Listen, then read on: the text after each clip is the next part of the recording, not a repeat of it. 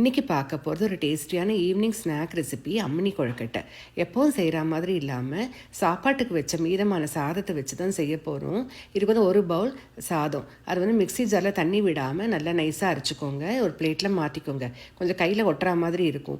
இது கூட அரிசி மாவு சேர்த்துக்கலாம். ஒரு 3 டேபிள் ஸ்பூன் முதல்ல சேர்க்குறேன். கொஞ்சம் உப்பு சேர்த்துக்கலாம். நல்லா சேர்த்து பிசைஞ்சுக்கோங்க. கையில் கொஞ்சம் எண்ணெய் தடவிக்கோங்க, ஏன்னா ஒட்டும். கொஞ்சம் பிசைஞ்ச அப்புறமா இன்னும் கொஞ்சம் கூட வேணும்னா அரிசி மாவு சேர்த்துக்கலாம். அப்புறம் நான் தேங்காய் பூவும் ஒரு கரண்டி சேர்த்துருக்கேன். நல்லா மறுபடியும் மிக்ஸ் பண்ணிக்கோங்க. எல்லாம் சேர்ந்து ஒன்றா திரண்டு இந்த மாதிரி வரும்போது கையை க்ளீன் பண்ணிவிட்டு கொஞ்சம் கூட எண்ணெய் தடவிட்டு நல்லா அழுத்தி பிசைஞ்சுக்கோங்க.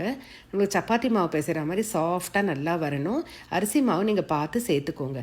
நல்லா இந்த மாதிரி உருண்டு வந்த அப்புறமா சின்ன சின்ன உருண்டைகளாக செஞ்சு எடுத்துக்கோங்க. குட்டி குட்டியாக செஞ்சுக்கோங்க, நல்லாயிருக்கும். இந்த மாதிரி எல்லாத்தையும் உருட்டி எடுத்த அப்புறமா நம்ம இதை ஆவியில் வேக வைக்கணும். நான் குக்கரில் தான் வைக்கிறேன். அடியில் ஒரு பாத்திரமும் போட்டிருக்கேன். தண்ணி உள்ளே ஏறாமல் இருக்கும். ஒரு 6லேருந்து 7 நிமிஷம் மீடியம் டு ஹை ஃப்ளேமில் வேக வச்சுக்கோங்க. ஸ்டீம் பண்ணிக்கோங்க. இப்போ பார்த்தீங்கன்னா நல்லா வெந்திருக்கு. இதை நல்லா ஆற வச்சுருங்க.